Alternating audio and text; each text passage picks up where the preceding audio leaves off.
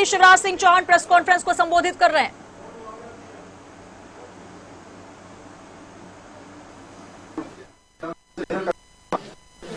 आज के विषय पर चर्चा प्रारंभ करें, तदुपरांत आपके जो प्रश्न होंगे उनके भी उत्तर देंगे। आदरणीय शिवराज जी। मित्रों, आप सभी को तीज पर्व की हार्दिक शुभकामनाएं। आज मैं कांग्रेस की अध्यक्षा श्रीमती सोनिया गांधी जी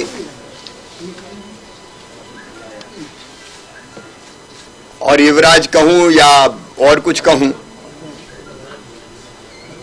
श्री राहुल गांधी जी से सवाल पूछना चाहता हूं।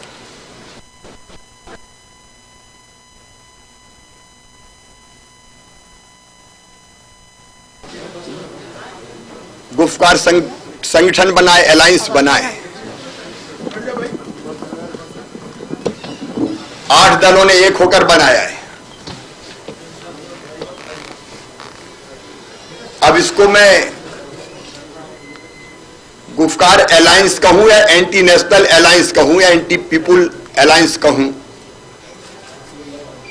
क्योंकि इसमें शामिल जितने नेता हैं सब राष्ट्र विरोधी बयान देते हैं। नेशनल कांग्रेस के अध्यक्ष, नेशनल कॉन्फ्रेंस के अध्यक्ष फारूक अब्दुल्ला 11 अक्टूबर को एक टीवी समाचार चैनल से बात करते हुए ये कहते हैं कि हम चीन की मदद से धारा 370 की वापसी कराएंगे। 23 अक्टूबर को महबूबा मुफ्ती जी बोलती हैं कि हम उस वक्त तक तिरंगा नहीं उठाएंगे और ना ही किसी को उठाने देंगे जब तक कि हमारे कश्मीर का झंडा हमें वापस नहीं मिल जाता। राहुल जी के नक्शे कदम पर चलते हुए, क्योंकि श्रीमान राहुल गांधी जी वो नेता हैं जिन्होंने धारा 370 को असंवैधानिक संविधान के खिलाफ कहा था और देश की सुरक्षा को खतरा बता दिया था। और ये कांग्रेस पहली बार नहीं कह रही है, देश की आजादी के समय से ही। और मैं तो ये कहना चाहता हूं कि आदरणीय पंडित जवाहरलाल नेहरू जी ने सत्ता जल्दी प्राप्त करने की चाह में देश के विभाजन को स्वीकार किया था, देश का विभाजन करवाया था। वो आदरणीय पंडित नेहरू जी थे जिन्होंने कश्मीर में धारा 370 लागू करवाई। वो पंडित नेहरू ही थे जिन्होंने एक देश में 2 निशान 2 विधान 2 प्रधान की व्यवस्था करके कश्मीर को भारत से समरस नहीं होने दिया था। वो पंडित नेहरू ही थे जिन्होंने कश्मीर के मामले को, जो हमारे देश का आंतरिक मामला था, संयुक्त राष्ट्र संघ में ले जाकर जनमत संग्रह तक की बात करी थी। उस अलगाववादी मानसिकता से कांग्रेस आज भी नहीं उभरी है। और गुफकार संगठन कहूं कि गुप्तचर संगठन कहूं, ये तो चीन और पाकिस्तान के लिए जासूसी करने वाले लोग हैं। और वस्तुतः ये कोई गठबंधन नहीं है। रोशनी कानून की आड़ में ये गुफकार संगठन के नेताओं ने 25,000 करोड़ रुपए से ज्यादा की जमीन हड़प ली जम्मू कश्मीर की। ये नेशनल कॉन्फ्रेंस हो या पीडीपी हो, इनके बच्चे तो विदेशों में पढ़ते रहे, ये कश्मीरी बेटा बेटियों के हाथ में पत्थर थमाते रहे। इन्होंने विलासितापूर्ण जीवन जिया कश्मीर को लूटने की आजादी इनको थी और जम्मू और कश्मीर को अंधेरे में धकेल दिया। आज ये सब इकट्ठे होकर देशद्रोह की भाषा बोल रहे हैं और कांग्रेस भी इनके साथ शामिल है, इनके साथ खड़ी हुई है।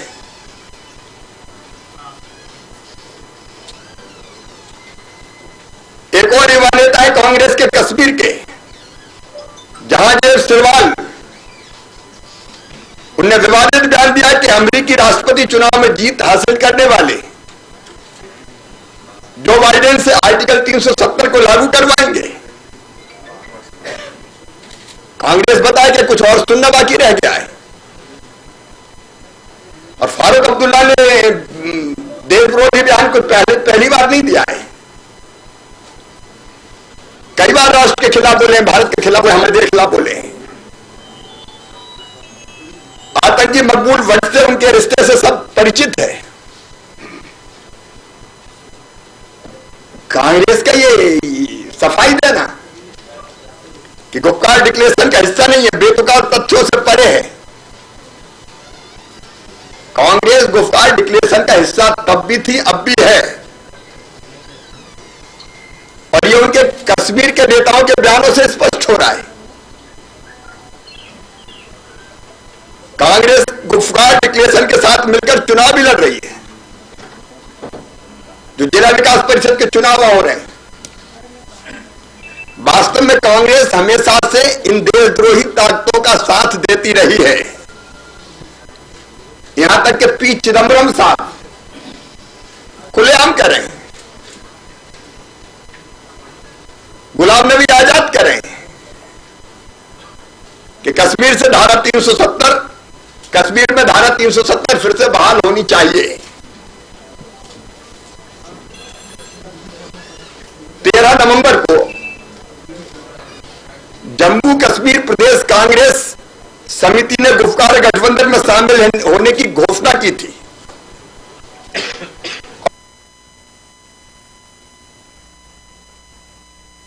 कांग्रेस के साथ भी शामिल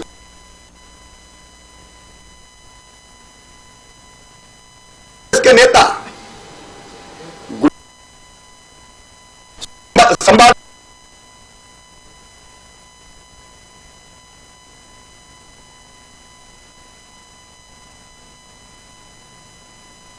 है। मोंगा ने कहा था कोई असहमति नहीं और स्वस्थ चर्चा हुई है। जम्मू कश्मीर के पूर्व मुख्यमंत्री और नेशनल कांग्रेस के प्रमुख श्री फारूक अब्दुल्ला ने भी कहा था कि कांग्रेस गुफ्कार घोषणा पत्र गठबंधन का हिस्सा है। फारूक साहब ने कहा था कि जिला विकास परिषद के चुनाव हम साथ मिलकर लड़ेंगे। अब्दुल्ला साहब का यह बयान कांग्रेस को उस फैसले के बाद आया है जिसमें पार्टी ने डीडीसी चुनाव में उम्मीदवार उतारने का ऐलान किया था और गठबंधन के जो उम्मीदवार सामने आए उनमें से 3 कांग्रेस के। 13 अक्टूबर 2020 को महबूबा मुफ्ती साहब रिहा की गई थी। उसके पहले फारूक अब्दुल्ला और उमर अब्दुल्ला साहब इनको रिहा किया गया था। अब हिरासत से रिहा होने के बाद, आजाद होने के बाद ये देश के खिलाफ विश्व भवन पर उतरे हुए हैं। मैं कांग्रेस से सवाल पूछना चाहता हूं कि वो कांग्रेस का धारा 370 के बारे में दृष्टिकोण क्या है। मैडम श्रीमती सोनिया गांधी को स्पष्ट करना चाहिए। क्या उनकी अलगाववादी मानसिकता फिर धारा 370 और 35A को हटाने के पक्ष में वो दोगली और दो मुही बातें क्यों कर रहे हैं? आतंकवादियों के साथ उनके रिश्ते क्या है? बटाला हाउस एनकाउंटर के बाद क्यों श्रीमती सोनिया गांधी रात भर आंसू बहाती रही? क्यों दिग्विजय सिंह आतंकवादियों के साथ खड़े हुए? मित्रों, ये अब्दुल्ला और मुफ्तियों और एक परिवार के गांधियों की एकजुटता का कारण लूट की अपनी दुकान कश्मीर में बंद हो जाना है। धारा 370 हटने के बाद कश्मीर, जम्मू और कश्मीर खुली हवा में सांस ले रहा था। जिन गलियों में कभी खून के निशान दिखते थे, वहां प्राकृतिक सौंदर्य की सौंधी महक सुगंध आने लगी थी। जम्मू और कश्मीर की जन्नत में फिर से जहर घोलने के प्रयास किए जा रहे हैं और उन प्रयासों में कांग्रेस साथ खड़ी हुई दिखाई दे रही है। और इसलिए कांग्रेस को अपने दृष्टिकोण को जनता के सामने स्पष्ट करना चाहिए।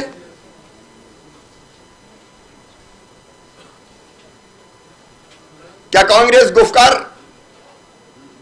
अलायंस के साथ खड़ी है?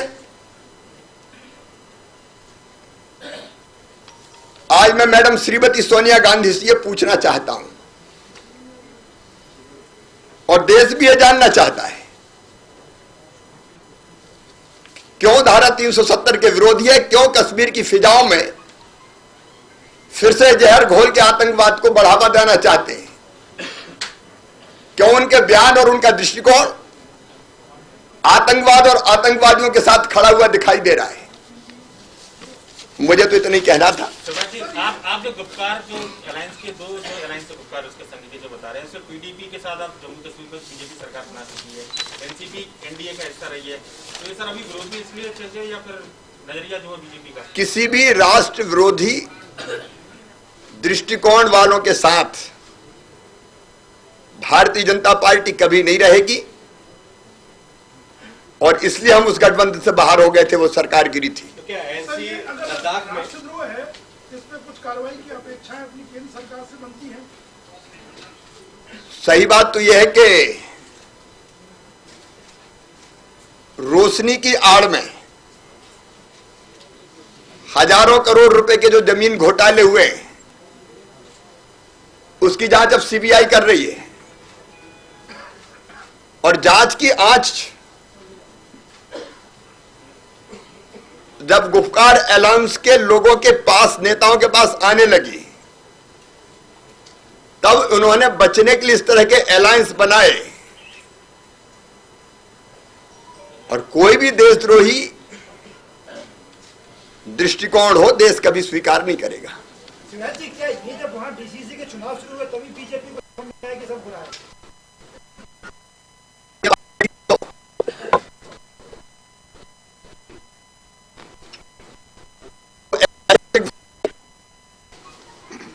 पंडित जवाहरलाल नेहरू जी ने की थी। हमने देश को वचन दिया था कि जब पूरी तरह से बहुमत में आएंगे 370 समाप्त करेंगे, 35 ईयर समाप्त करेंगे। हमने समाप्त किया। कांग्रेस और बाकी लोग कर रहे हैं। नेशनल कॉन्फ्रेंस से अलायंस है, उसे बीजेपी पुनर्विचार कर रही है। भारतीय जनता पार्टी का किसी भी एंटी नेशनल पार्टी के साथ कोई गठबंधन नहीं रहेगा। सर 2 दिन पहले आपने सर गो कम्युनिटी गठन किया था और 2 दिन बाद आप आगर मामला गो कम्युनिटी करने वाले हैं। वहां से गौशाला है, वहां बड़े पैमाने पर गायों की मंडिंग संख्या कम आ रही है। मैं खुद भी व्यवस्थाओं को देखूंगा। एक बात मैं स्पष्ट करना चाहता हूं कि कुछ विषय ऐसे होते हैं जिसमें एक नहीं, एक से ज्यादा विभागों को साथ लेना पड़ता है। हमने पहले भी पर्यटन पर्यटन नीति बनाई और 5 विभागों को इकट्ठा साथ किया। उसमें जमीन चाहिए, अगर तो रेवेन्यू चाहिए, अलग अलग तरह के कई मामले होते हैं, उसको अलग तरह की कैबिनेट के रूप में, ना तो पर्यटन। अब रोजगार के लिए आज मैं बना रहा हूं, रोजगार और रोजगार अगर देना तो एक विभाग के बस का काम नहीं है, और इसलिए मैं आज रोजगार के लिए एक ग्रुप ऑफ मिनिस्टर्स बना रहा हूं। वैसे ही गो संरक्षण और संवर्धन केवल पशुपालन विभाग नहीं कर सकता, इसलिए कोई अलग कैबिनेट के रूप में ना ले, मैं ये भी स्पष्ट कर रहा हूं। लेकिन अगर गौशाला की जमीन चाहिए, रेवेन्यू डिपार्टमेंट जरूरी है, हमको फंड चाहिए तो पंचायत और ग्रामीण विकास का उपयोग करके हम गौशालाओं का निर्माण करते हैं। अगर हमको चारा विकसित, और इसलिए समन्वित प्रयास और कोऑर्डिनेशन से काम चले, इसलिए हमने एक मंत्रियों की समिति बनाने का फैसला किया जिसमें उनके पीएस भी रहेंगे। और ये केवल एक विषय नहीं, ये केवल एक विषय नहीं, बाकी विषयों के बारे में भी हम पहले भी ये कर चुके हैं। आपको जानकारी है कि पर्यटन के मामले में कई विभागों को जोड़ के हमने टीम बनाई थी, समिति बनाई थी। आज पहले एक मिनट,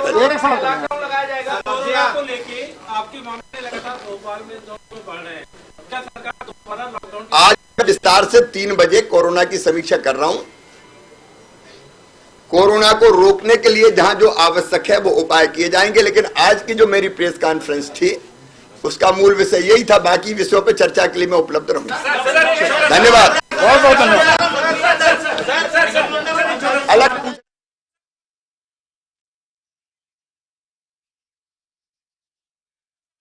की अहम बैठक जिसमें आज उन्होंने सोनिया गांधी और राहुल गांधी से सीधे सवाल किया, अलगाववादी सोच से आगे आखिर क्यों नहीं निकल पा रही है कांग्रेस। ये तमाम सवाल सीएम शिवराज सिंह चौहान की प्रेस कॉन्फ्रेंस में सीधे। आपको बता दें कि इस प्रेस कॉन्फ्रेंस की अहम जो बातें रही हैं जिसमें उन्होंने कांग्रेस को स्पष्ट करना चाहिए कि आखिर धारा 370 को लेकर उनका स्टैंड क्या है। धारा 370 और 35A को लेकर आखिर क्यों दो मुही बातें करती है कांग्रेस सरकार। सीधा सवाल उन्होंने किया है कांग्रेस आलाकमान सोनिया गांधी और कांग्रेस नेता राहुल गांधी से। धारा 370 हटने के बाद जम्मू कश्मीर चैन की सांस ले रहा था, आखिर क्यों वहां फिर एक बार जहर घोलने का प्रयास किया जा रहा है। ऐसे तमाम सवाल मुख्यमंत्री शिवराज सिंह चौहान ने उठाए। ये प्रेस कॉन्फ्रेंस जिसका सीधा आज जो मुद्दा रहा है इन्हीं तमाम सवालों के इर्द गिर्द रहा। आखिर क्यों धारा 370 और 35A को लेकर स्पष्ट नहीं कर पा रही कांग्रेस, का रुख क्या है। और ये तमाम सवाल प्रेस कॉन्फ्रेंस के माध्यम से मुख्यमंत्री शिवराज सिंह चौहान ने उठाए हैं। उनका साफ तौर पर यही कहना है कि आखिर क्यों कश्मीर मुद्दे को लेकर, धारा 370, 35A को लेकर कांग्रेस दो मुहे जवाब देती है, स्पष्ट क्यों नहीं करती कि आखिर उनका स्टैंड क्या है। तो अलगाववादी सोच से आगे नहीं बढ़ पा रही कांग्रेस, ये कहना है मुख्यमंत्री शिवराज सिंह चौहान का। हालांकि आज एक महत्वपूर्ण प्रेस कॉन्फ्रेंस 3 बजे भी वो लेने वाले हैं कोरोना के मुद्दे को लेकर, लेकिन अभी जो press conference CM Shivraj Singh Chouhan ने ली है, प्रमुख मुद्दा ये सवाल उन्होंने दागे हैं सीधे सोनिया गांधी और कांग्रेस नेता राहुल गांधी पर। आखिर क्यों धारा 370 और 35A को लेकर स्पष्ट नहीं है कांग्रेस, दो मुही जवाब क्यों देती है कांग्रेस। साथ ही जम्मू कश्मीर में धारा 370 हटने के बाद जो जन्नत का नजारा है, आखिर वहां एक बार फिर जहर घोलने का प्रयास क्यों किया जा रहा है।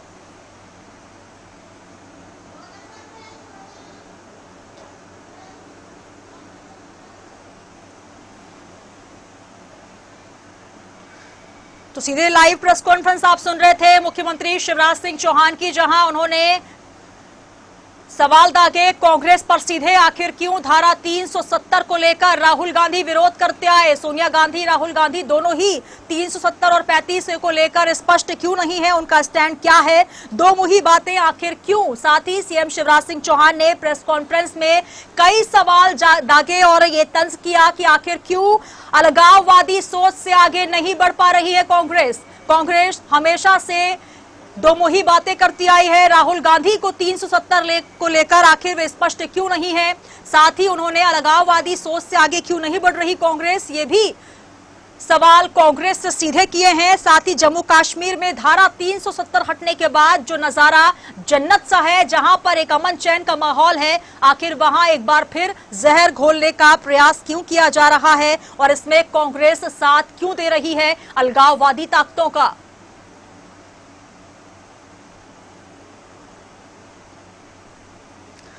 तो ये तमाम सवाल जो कि मुख्यमंत्री शिवराज सिंह चौहान ने दागे हैं, सीधा सवाल कांग्रेस आला कमान सोनिया गांधी और कांग्रेस नेता राहुल गांधी से इन्होंने किए। साथ ही अलगाववादी ताकतों को लेकर यह बात की कि आखिर क्यों सीधा जो है कांग्रेस उनका साथ दे रही है। जिस प्रकार से जन्नत का नजारा अब नजर आ रहा है, धारा 370 हटने के बाद जम्मू कश्मीर में एक बार फिर अमन चैन को खत्म करने का प्रयास आखिर क्यों किया जा रहा है? जन्नत में जहर घोलने का एक बार फिर प्रयास क्यों अलगाववादी ताकतों के साथ मिलकर कांग्रेस क्यों उनका साथ दे रही है? तमाम सवाल आज मुख्यमंत्री शिवराज सिंह चौहान ने प्रेस कॉन्फ्रेंस के माध्यम से किए।